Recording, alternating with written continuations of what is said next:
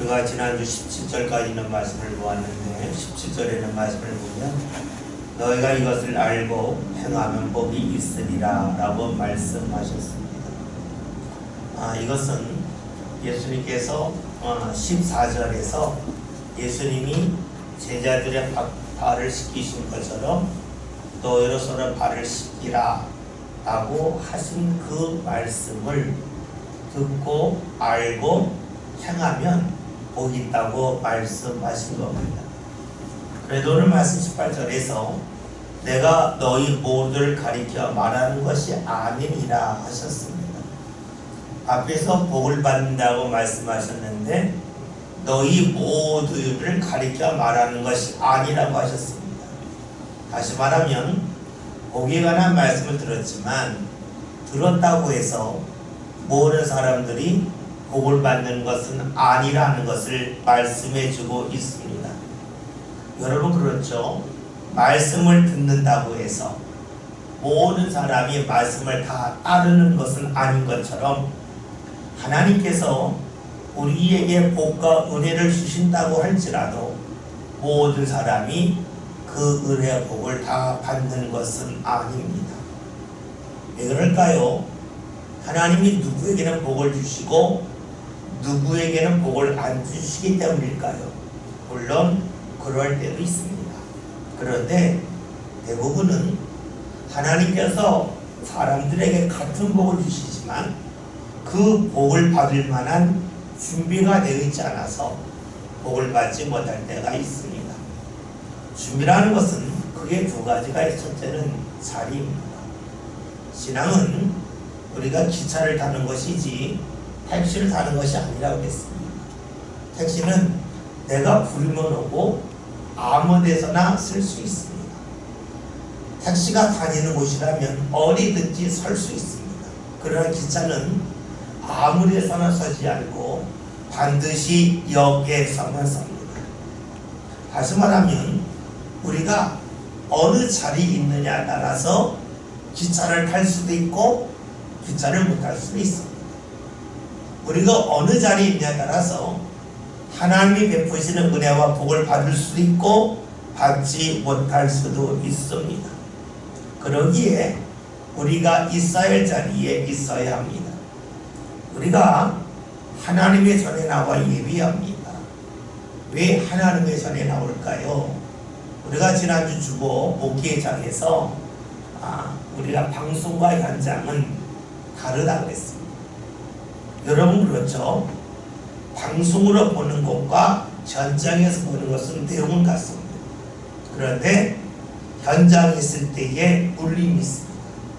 느낌이 있습니다. 어떤 분들이 그래요. 방송으로 보는 것과 현장에 있는 것이 똑같은데 뭐하러 힘들게 현장까지 갑니까? 라고 질문할 수 있어요. 그분에게 이렇게 말할 수 있어요. 뭐하러 여행 갑니까? 여행 가서 보나 누가 찍은 사진이나 아니면 영상을 보나 똑같은데 뭐하러 당신은 여행을 갑니까? 여행 갈 돈을 가지고 많은 영상을 보십시오. 그게 낫지 않습니까? 라고 말하면 뭐라고 말하겠습니까? 다르죠? 라고 말하겠죠. 여러분 그래요. 우리가 방송으로 보는 것, 사진으로 보는 것과 현장에 있는 것은 다릅니다. 현장에 있을 때에 울림이 있습니다. 우리가 예배할 때에 현장에서 함께 예배할 때에 울림이 있습니다. 그 울림은 성도들이 함께 같이 반응하는 울림도 있고 또 이곳이 우리가 예배하고 기도하고 하나님께 찬양한 곳이기에 그것이 쌓여 있어서 그것이 배어 있어서 그 속에서 나오는 울림이 있습니다. 우리는 그러기에 우리가 은혜를 받는다 복을 받는다 할 때에 준비한다고 하는 것은 어느 자리에 가느냐 하는 것이 중요합니다. 두 번째로는 자세입니다. 우리가 컵에다 물을 담을 때에 컵이 바르게 서 있을 때에 물을 담는 것과 컵이 기울어져 있을 때에 물을 담는 양이 다릅니다. 만약 컵이 엎어져 있다면 아무리 거기다 물을 채우려고 해도 채울 수가 없습니다. 그렇죠? 은혜 받는 자리에 있다 할지라도 그 자리에서의 자세가 중요합니다. 그것은 몸의 자세를 먼저 생각하겠지만 꼭 몸의 자세가 모든 것을 결정하는 것은 아닙니다. 왜냐하면 우리가 이 건강할 때에 교회 와서 예배할 때도 있지만 내 몸이 아파서 제대로 앉아 있지 못하지만 교회 올 때가 있어요. 그럼 어떻게 될까요? 유아실에 들어가서 누워서 예배할 수도 있고, 때로는 맨 뒤에 의자에서 좀 삐딱하게 앉아서 자세는 바르지 않지만 예배할 수 있습니다. 무엇을 말해요? 몸의 자세는 틀어졌다 할지라도, 삐뚤어졌다 할지라도 그 중심은 최선을 다할 때가 있어요. 그러니 우리가 자세라고 말할 때는 외적인 자세를 말한다면 좀 곤란할 수도 있겠죠. 중요한 것은 중심이에요. 우리 중심이 하나님 앞에 바로 서 있느냐, 그것이 중요합니다. 그런데 우리가 중심을 말한다고 하는 것은 과연 어떤 것을 말할까요? 그것은 우리의 삶의 태도를 말합니다. 우리가 하나님께 나 자신을 드리는 것을 좀 아까워하는 사람이 있을 수 있습니다. 아까워한다면 어떻게 될까요? 본인이 열심을 낸다 할지라도 이미 마음이 흩어져 있었기 때문에 그것을 다시 모으려면 상당한 시간이 걸립니다. 그러기에 하나님 앞에 중심을 드리는 것, 그것을 아까워한다면 우리가 바른 모습으로 하나님 앞에 예배하기가 어렵습니다. 평소에 하나님을 가까이 하는 것이 중요합니다. 이런 의미에서 헌금이 중요합니다. 왜냐하면 헌금은 물질입니다. 그러나 이 물질은 저절로 생기지 않습니다. 반드시 내가 시간을 투여해야만 우리가 물질을 벌 수 있습니다. 우리가 시급이 됐든 월급이 됐든 연봉이 됐든 우리의 시간이 들어가야 우리는 그 속에서 물질을 얻을 수 있습니다. 그러니 우리가 물질을 헌금으로 드린다고 하는 것은 자신이 그만큼 살아온 시간을 하나님께 드린다고 하는 그런 속뜻이 있습니다. 만약에 우리가 헌금 드리기를 주저한다 그러면 어떻게 될까요? 나는 보통 때에 내 삶의 시간을, 내 삶을 하나님께 드릴 수 없어요 하는 것이 됩니다. 여러분, 그래서 우리가 물질을 드린다, 헌금을 드린다고 하는 것은 이미 내 삶을 하나님께 드린 가운데서 예비하는 것이 됩니다. 여러분, 그렇게 되면 어떻게 될까요? 우리가 하나님 앞에 예배하거나 하나님 앞에 나와서 무언가 할 때에 삶이 이미 모아질 가능성이 높다 하는 것입니다. 우리가 평소에 하나님을 가까이 하는 그런 삶이 될 때에 우리는 예배 시간에 최선을 다하는 모습으로 살아갈 수 있습니다. 생각해 보세요. 때로는 목사가 설교할 때에 잘못된 인용을 해서 설교할 때가 있습니다. 이것 때문에 시험에 드는 분들도 있습니다. 그런데 그분은 어떤 사람입니까? 목사가 설교한 것 중에서 잘못한 부분도 있고 잘한 부분도 있는데 잘못한 부분에 초점을 맞춘 사람이 됩니다. 다시 말하면 최선을 붙잡지 않고 최악을 붙잡는 사람이 됩니다. 여러분, 우리가 최선을 붙잡는 것이 바로 신앙입니다. 하나님이 우리 삶을 가장 좋은 곳으로 이끄신다고 믿기 때문에 하나님을 믿는 겁니다. 그러니까 신앙은 늘 최선을 다하는 겁니다. 우리가 살면서 마주하는 많은 것들이 있습니다. 좋은 것도 있고 또 때로는 좋지 않은 것도 있고 마음에 드는 것도 있고 마음에 들지 않는 것도 있습니다. 그런데 우리가 무엇을 붙잡는 것이 신앙입니까? 가장 좋은 것을 붙잡는 겁니다. 그리고 우리가 살아가면서도 가장 좋은 생각을 붙잡는 것이 바로 신앙입니다. 우리가 어떤 일을 하다가 그 일이 내 계획 가운데 틀어질 때가 있어요.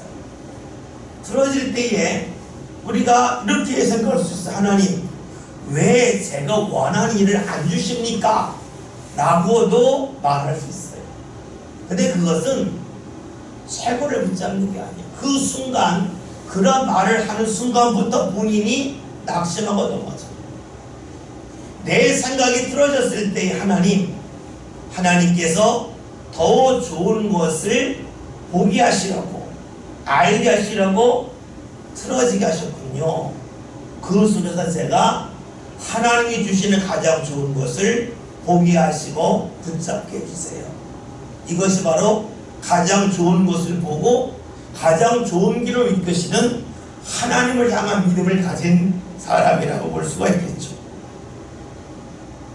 예수님은 제자들이 말씀을 듣고 있지만 모든 제자들이 말씀을 따르는 것이 아님을 알고 계셨습니다.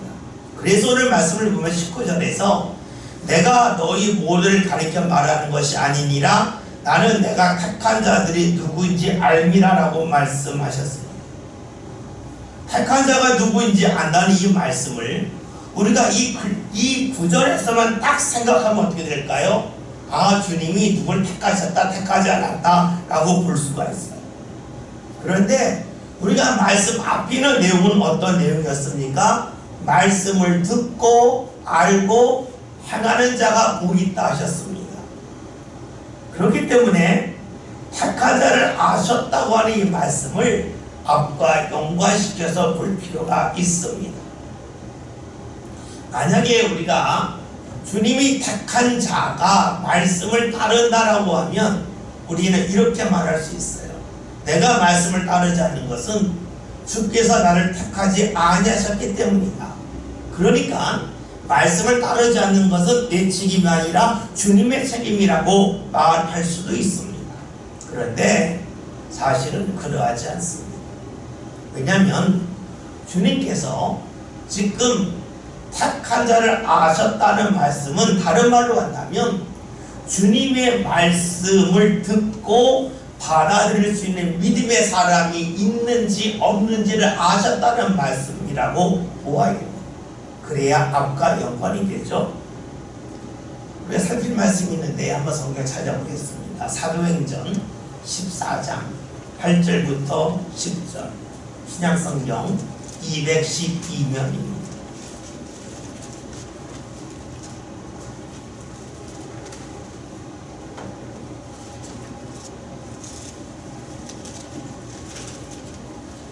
사도행전 14장 8절부터 10절 신약 212면 말씀을 다 같이 읽겠습니다. 루스드라에 발을 쓰지 못하는 한 사람이 앉아 있는데 나면서 걷지 못하게 되어 걸어본 적이 없는 자라.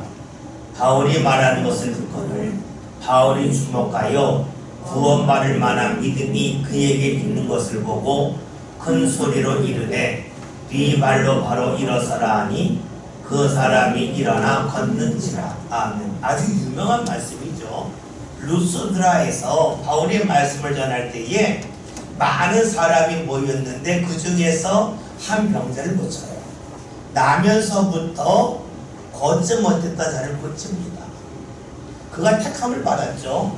근데 왜 택함을 받았는가? 수많은 병자가 있는데 왜 그만 고쳤을까 하는 거예요. 오늘 말씀을 봤더니 바울이 보았더니 그에게 구원을 받을 만한 믿음이 있었다는 거예요. 믿음이 있으니까 택했다는 거예요. 그렇다면 오늘 말씀에서 주님께서 택한 자가 누군지를 아셨다고 하는 것은 주의 말씀을 듣고 알고 따라 행하는 가운데 복받을 사람이 누구인지 아셨다는 말씀과 같아요. 그렇죠. 주님께서 아신다는 거예요. 아, 이 사람은 주의 말씀을 믿을 만한 믿음이 있는지 없는지는 아신다는 거예요. 왜요? 주님은 사람과 달리 외모를 보지 아니하시고 우리의 중심을 보시기 때문에 우리의 중심에 믿음이 있는지 없는 일을 주님께서 정확하게 아신다는 겁니다.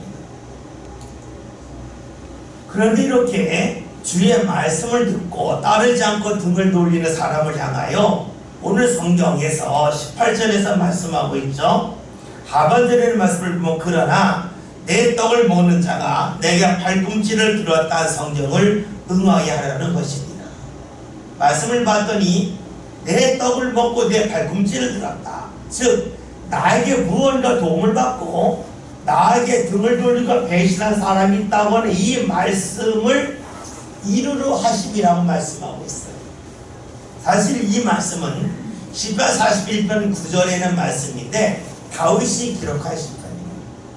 그런데 사실 이 말씀은요, 우리가 읽다 보면 이 말씀은 나에게도 있는데 나를 경험했는데 라고 할 수 있어요. 그렇죠?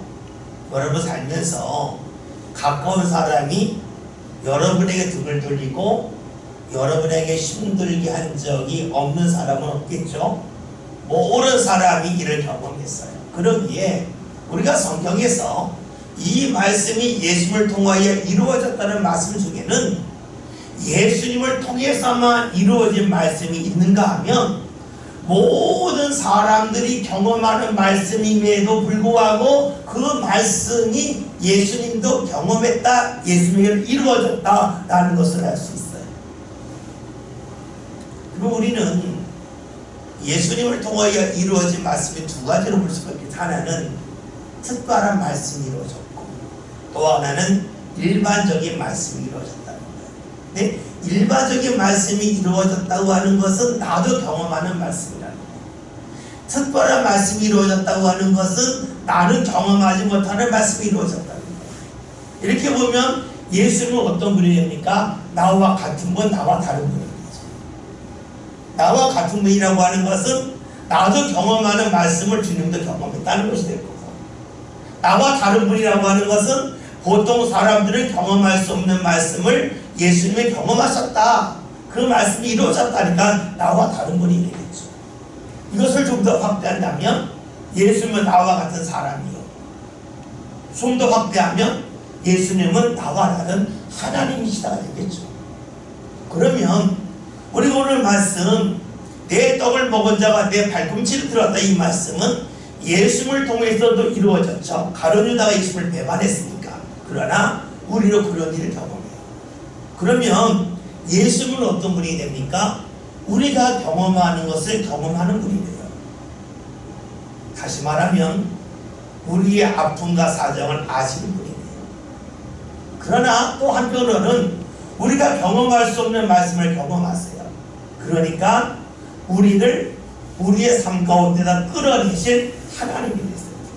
우리가 말씀을 읽을 때에 이 말씀을 읽으면서 좀 비판적으로 보는 분들은 이 말씀이 특별하냐? 나도 경험했는데 왜 이 말씀이 예수님을 통하여 이루어졌냐는 것을 강조하고 있을까 하며 질문할 수 있어요.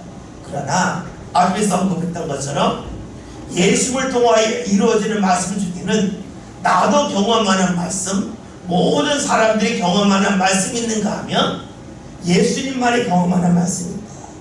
그러기에 예수님은 우리가 경험한 그 일을 경험하시기에 우리를 잘 아시고 우리를 이해하시는 분으로 볼 수가 있을 것입니다.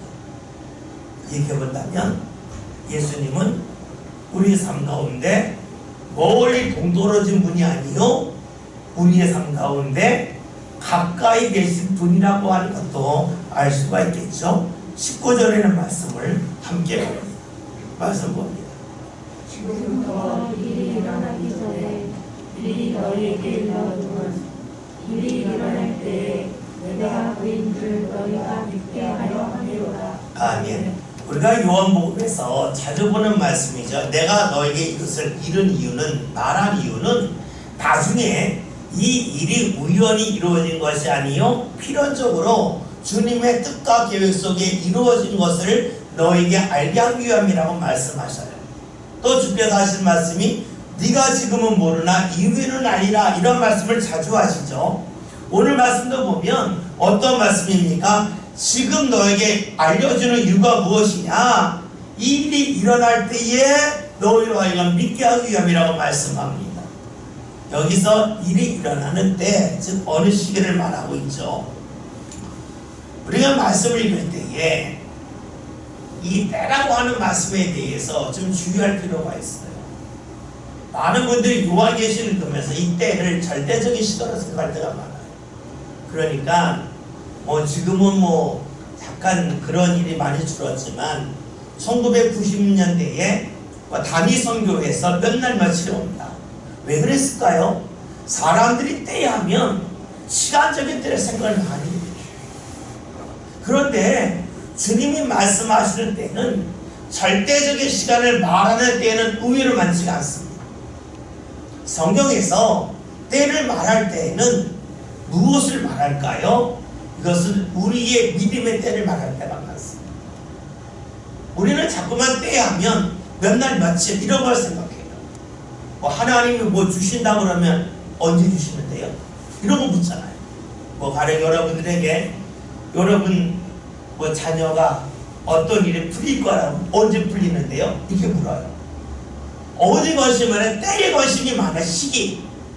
그런데요, 성경은 그렇지 않아요. 왜요? 주님은 우리의 외적인 모습이 아니라 우리의 중심을 보시기 때문에 우리의 믿음으로 성숙한 때까지 기다리죠. 그래서 말씀드렸잖아요. 어떤 사람은 30년을 살았지만 주님이 오실 때는 1년을 산 사람이 있고. 왜요? 이 세상에 횟수로는 30년을 살았지만 믿음으로 산 건 1년밖에 안 되는 사람이 있을 수 있어요. 어떤 사람은 30년을 살았지만 30년을 믿음으로 살 수도 있어요. 그런데 어떤 사람은 다른 사람이 믿음으로 30년을 살았지만 그 사람은 그 믿음보다 훨씬 더 많이 살 수 있어요. 그러면 그 사람은 30년을 살았지만 100년, 1000년을 살 수 있어요. 우리가 이렇게 본다면 성경에서 하루가 1000년 같고 1000년이 하루 같다는 말씀이 어떤 말씀인지 이해할 수가 있어요. 그리고 이 말씀을 좀 더 확대하면 예수님이 나는 영원하다고 하신 말씀도 할 수가 있어요. 왜냐? 성경에서 말하는 것은 우리가 몇 초, 몇 분 이런 시간을 말하는 것이 아니기 때문에 그래요. 그러면 생각해 봅시다. 이 일이 일어나는 때라고 했어요. 이 때라고 하는 것은 어떤 며칠 후를 말하는 것이 아니라 상황의 때를 말해요. 상황의 때라고 하는 것은 두 가지가 있어요. 하나는 사실 밖의 상황의 때가 있고 또 하나는 사실 안의 상황의 때가 있어요. 생각해 봅시다. 우리가 내가 원하는 관광지에 갔어요. 그러면 기분이 좋잖아요. 그러면 기분이 안 좋았을 때에 안 보였던 게 보여요. 가령 서로 배우자끼리 여유가 있으니까 좋은 데 가니까 집에서보다 더 좋은 모습이 많이 보일 수 있어요. 여러분이 어떤 직장에 들어가려고 열심히 노력하는 잘 안 됐을 때와 여러분이 그 직장에 들어갔을 때 외적인 상황이 달라졌어요. 그럼 어떻게 될까요? 내가 똑같은 일을 경험한다 할지라도 그것을 보고 느끼는 것이 달라요. 그렇죠? 우리가 상황이라고 할 때에는 외적인 상황의 변화에 따라서 내가 보고 느끼는 게 달라져요. 또 하나는요, 내 믿음이 성장할 때예요. 믿음이 성장하면은요, 어떤 일이 생길까요? 말씀이 다르게 보여요. 여러분이 성경을 읽잖아요. 성경을 읽다 보면 그냥 빨리빨리 읽을 때도 있고 빨리빨리 읽다가 어느 말씀에 딱 눈이 갈 때가 있어요. 근데 놀라운 것은 우리가 어떤 말씀에 눈이 갈 때는요, 자신의 믿음의 상태에 따라서 보는 것이, 느끼는 것이 달라져요. 그래서요, 우리가 성경을 맨 처음에 읽을 때는 글자를 보고 또 단어를 보고 그럴 때가 있어요. 근데 우리 믿음이 성장하면 어떻게 될까요? 말씀을 기록한 그 성령의 마음이 무엇일까 하는 가운데 성경을 볼 때가 있어요. 하나님이 우리에게 어떻게 성경을 보기를 원하실까요? 글자일까요? 아니면 성령의 감동 가운데 말씀을 읽기를 원하실까요? 우리 답을 너무 잘 알고 있죠. 그래서 우리가 기도하고 말씀을 보는 것과 기도하지 않는 것에 말씀을 보는 것은 같지가 않습니다. 똑같은 말씀인데 기도하고 보면 보통 때 느끼지 못했던 걸 느껴요. 왜요? 글자를 보는 게 아니라 우리의 믿음이 올라가는 가운데 성령의 인도하심 가운데 말씀을 보기 때문입니다. 오늘 주께서 말씀이 이루어지는 때에 너희로 믿게끔 하기 위해서 이 말씀을 한다고 했어요. 그런데 그러려면 필요한 전제가 있어요. 말씀이 이루어질 때에 말씀이 이루어지는 곳에 있어야 돼요. 주의 말씀이 이루어졌지만 그 자리에 있지 아니하면 그곳에서 먼 곳에 가 있다면 말씀이 이루어져도 말씀이 이루어졌다는 것을 알 수가 없습니다. 그러기 우리가 말씀이 이루어진 걸 알려면 우리가 신앙 가운데 가까이 해야 합니다. 특별히 신앙의 사람들을 가까이 해야 주님의 말씀을 보다 잘 알 수가 있고 잘 깨달을 수가 있습니다. 어떤 분위기냐에 따라서 우리가 보고 느끼는 것이 달라지기 때문이죠. 근데 문제는 이런 것이 있습니다. 신앙의 사람들을 가까이 한다는 것이 과연 무엇일까 하는 겁니다. 우리는 흔히 신앙의 사람들을 가까이 한다 그러면 교회 다니는 사람을 가까이 한다라고 생각을 합니다. 그러나 꼭 그렇지만 않죠. 우리가 교회 아니라고 해서 다 신앙의 사람만 있는 것은 아니에요. 교회 안에도 불신앙의 사람이 얼마든지 있습니다. 예수님께서 비유로 하신 말씀 중에 우리 가라지의 비유가 있죠. 왜 가라지의 비유가 있을까요? 그것은 교회 안에도 가라지가 있을 수 있다는 것이에요. 왜 그물의 비유가 있을까요? 그 이유는 주님이 볼 때에 주님 안에 있는 그물 안에 있는 물고기 같은 사람이 있는가 하면 그물 밖으로 빠져나가는 물고기 같은 사람이 있다는 거예요. 왜 주님께서 마태복음 25장에서 열처녀의 비유를 하면서 슬기로운 처녀와 미련한 처녀가 말씀하셨을까요? 교회 안에도 슬기로운 처녀와 미련한 처녀가 있다는 것이고 달란트의 비유도 그렇고 양과 염소의 비유도 그럴 거예요. 즉 이것은 교회 안에도 얼마든지 그런 일이 있다는 것을 말해요. 그러면 우리가 신앙의 사람을 가까이 한다고 하는 것은 과연 무엇일까? 신앙은요, 우리가 하나님이 나를 사랑함을 믿는 게 신앙이에요. 하나님이 나를 사랑한다고 하는 것을 믿는 거예요.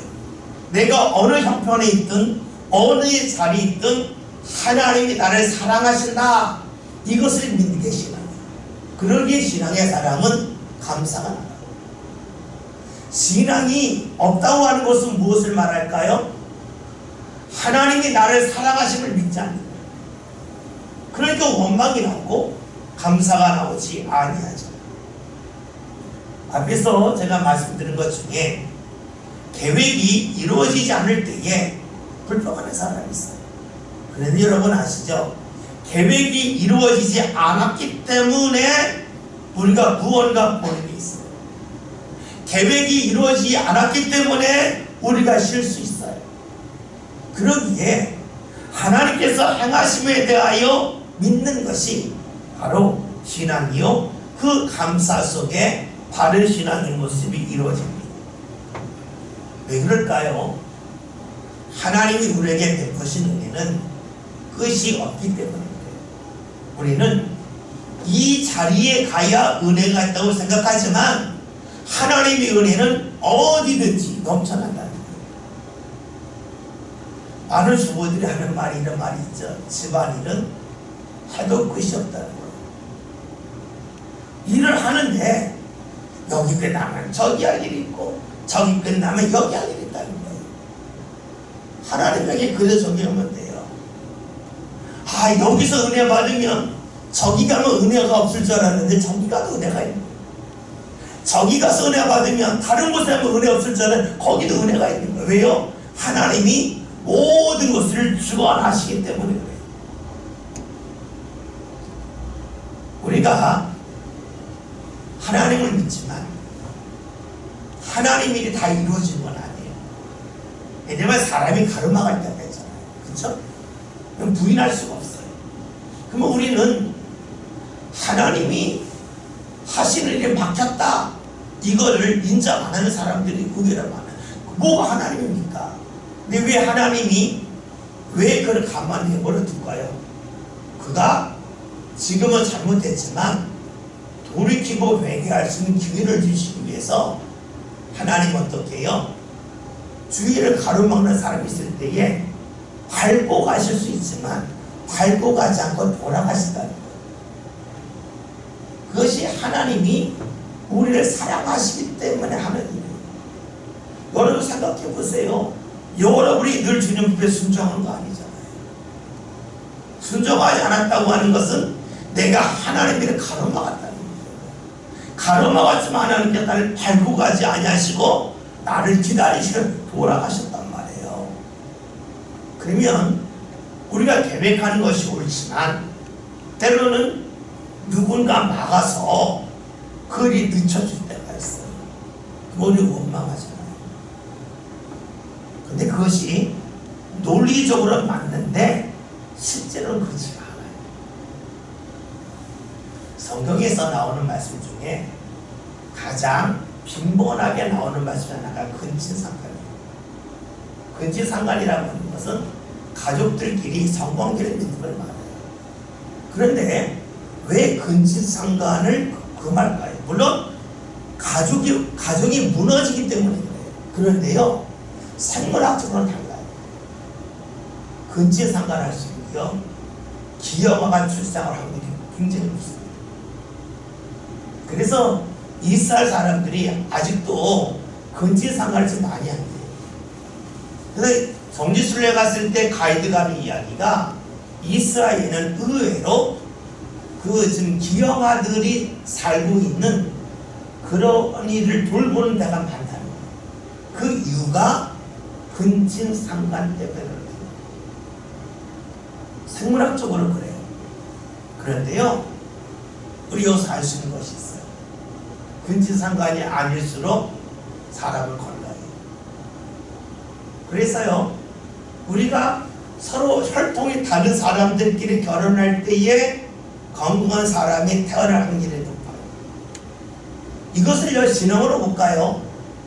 하나님이 주시는 일이 있고 사람이 가로막음이 있어요. 그런데 성경에서 이것이 합력하여 선을 이룬다 그랬어요. 그럼 어떻게 될까요?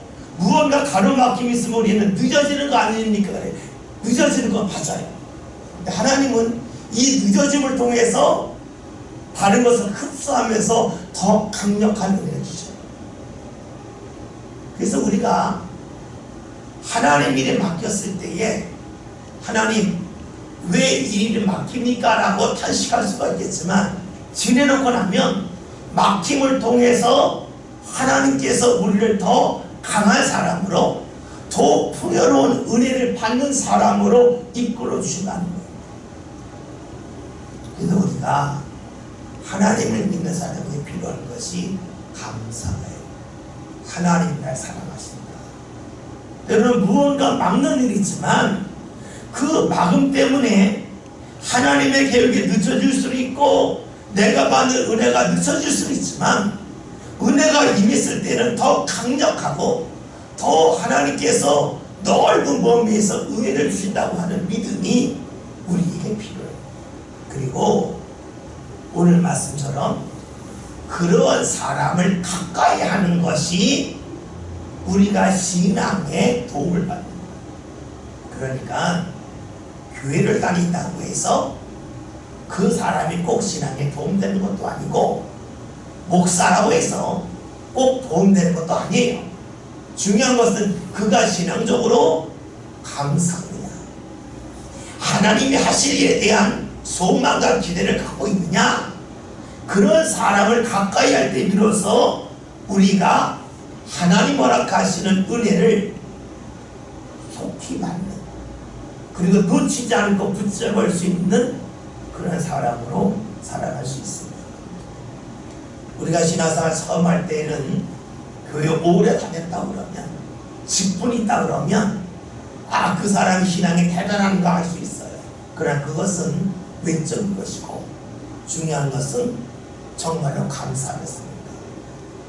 자신이 원치 않은 일을 만난다 할지라도 그 속에서 하나님께서 이루실 일에 대한 소망 중에 감사하는가, 그런 사람을 가까이 할 때에 우리의 신앙이 굳건해질 수가 있겠죠. 20절에 있는 말씀 함께 봅니다. 내가 진실로 너희에게 이르노니 내가 보낸 자를 영접하는 자는 나를 영접하는 것이요 나를 영접하는 자는 나를 보내신 이를 영접하는 것이니라. 아멘. 우리는 말씀이 좀 당혹스러워요. 앞에서 말씀을 쭉 이야기하다가 갑자기 나를 영접하는 자, 내가 보낸 영접하는 자 이렇게 말씀하고 있어요. 그런데 여러분 봅시다. 예수님이 보낸 자를 예수님이 보낸 자를 영접하는 건 날 영접하는, 영접은 받아들인다는 거잖아요. 그런데 이 사람을요, 다른 말을 바꿔봐요. 내가 너희에게 행한 말을 받아들이는 자는 나를 받아들이는 자라. 이것을 사람으로 바꿔서 표현했을 뿐이에요. 그렇죠? 말씀을 받아들일 때 비로소 우리가 주님을 받아들입니다. 그러니까 나중에 요한복음 15장을 보면 말씀을 행하는 자가 나를 사랑한다. 나를 사랑하는 자는 내가 너에게 전한 말을 행한다. 그게 뭐예요? 예수님 보낸 자를 영접하는 것이 나를 영접하는 자라고 말씀하신 것처럼 내 말을 받아들이는 자가, 내 말을 믿는 자가 나를 믿는 거고 나를 받아들인 거라 하는 말씀이 됩니다. 오늘 말씀에서 보낸 사람에 관해 말씀하고 있어요. 그냥 말씀을 먼저 생각해, 사람을 생각해 봅시다. 주님께서 누군가를 보내서 그에게 말씀을 전하게 하셨고 그를 받아들인다는 거예요. 그런데 그러려면 전제가 하나가 있어야 돼요. 주님께서 보낸 자가 바르게 살아요. 주님께서 보낸 자가 보냄은 받았지만 주님의 말씀이 아닌 자기 뜻대로 행했다. 그러면 그를 받아들여도 결국 주님을 받아들인 것이 아닌 게 되겠죠. 그래서요, 보냄을 받은 자가 바르게 서야 합니다. 그를 말한다면 주님께서 목회자를 보내서 말씀을 전하게 하셨다 하는데, 목회자가 주님께서 주시는 말씀이 아니라 자기 생각하고 막 전했다라고 생각하면 그 말씀을 믿고 따른다 한들 그것은 주님을 영접하는 것이 아닌 것이 되겠죠. 그래서 여러분들이 보냄을 받은 자를 위해서 기도할 필요가 있습니다. 우리가 이런 말이 있죠. 교자는 부모가 만든다는 말이 있어요. 그렇죠? 자녀에게 너 정말 잘한다 하면 잘하는데 계속 책망을 하면 자녀가 부모에게 하고 싶은 마음도 사라지니까 교자가 안 나오겠죠. 그러니까 교자는 부모가 만든다는 말이 있어요. 그대로 정리해 볼까요? 좋은 목회자는 성도가 만듭니다. 그래서 우리가 이 보냄을 받는 자를, 보낸 자를 영접하는 것이 날 영접하는 거라 할 때에는 보냄을 받은 자를 위해서 기도할 필요가 있다는 것을 알 수가 있어요. 또 하나는 보냄을 받은 자가 바로 서지 못했을 때에 받아들일 사람에게 무엇이 필요할까요? 분별력이 필요하겠죠. 우리가 장사를 하는데 누가 전차를 내고 갔는데 그 현찰이 다 위조지표였다. 그러면 장사 허탕게 되겠죠. 그러면 유저 집회인지 아닌지를 알아야 되잖아요. 근데 아는 법은 간단하죠. 뭐예요? 진짜 집회를 자꾸 만져보는 것. 이 감각이 진짜에게 있는 거예요. 여러분, 그럴 때 어떻게 될까요? 가짜를 분별해낼 수가 있습니다. 그래서요, 신앙의 사람들이 필요한 것이 무엇일까요? 자꾸만 주를 가까이 하는 거예요. 말씀을 자꾸만 읽는 거예요. 자꾸만 기도하는 거예요. 그럴 때 어떤 일이 생길까요? 보냄을 받은 자가 잘못된 길로 갈 때 그것을 분별할 수 있는 그런 능력이 향상되겠죠. 내가 말씀드리지 않았다, 즉 진짜 집회를 만져보지 않았다 하면 가짜 집회 위태가 왔을 때 분별할 능력이 없어져요. 그런데 진짜 집회를 자꾸만 만져보면 진짜 집회인지 아닌지 쉽게 알죠. 그것이 바로 뭐예요? 성도를 말하면 우리가 신앙생활 하면서 열심히 말씀 읽고 기도하고 찬양하고 주일에 힘쓰는 거예요. 그럴 때에 나도 모르게 분별력이 생기는 거가 되겠죠. 여러분, 분별력은 가져야지 해서 가질 수는 있겠지만 대부분은 익숙함 속에서, 익숙함 속에서. 그러니까 우리가 자꾸 말씀을 읽고 기도하다 보면 나도 모르게 주의 영이 우리 안에 자리 잡게 되고, 그렇게 되면 말씀이 주의 영과 뭔 말씀을 할 때 나도 모르게 그것이 거부감이 들겠죠. 그러니까 그것을 분별할 수 있는 능력이 생길 것입니다. 예수님을 영접하는 사람이 예수님을 보내신 분을 영접하는 거라 그랬어요. 즉 예수님을 영접하는 사람이 하나님을 영접하는 거라 그랬습니다. 왜 이런 말씀을 하셨을까요? 예수님 시대의 사람들이 예수님을 받아들이지 않았는데 그것이 바로 하나님을 받아들이지 않았다는 거예요. 그렇다면 그 위는 둘 중에 하나죠. 앞에서 말씀드린 것처럼 보냄을 받은 사람이 잘못됐거나 때로는 보냄을 받은 자를 대하는 이가 잘못된 거예요. 그러면 예수님이 잘못됐거나 아니면 사람들이 잘못되었기 때문에 그것을 몰랐다는 것이 되죠. 예수님에게 문제가 있을까? 아니죠. 예수님은 철저하게 주의했다고 했어요. 그러면 사람들이 분별력을 잃었다는 거예요. 예수님을 통해서 하나님의 뜻이 전해지지만 하나님의 뜻이 무엇인지 분별할 수 있는 능력이 없었기 때문에 예수님을 영접하지 않았다는 것이에요. 이러한 모습에 바닥에 깔려있는 것이 있어요.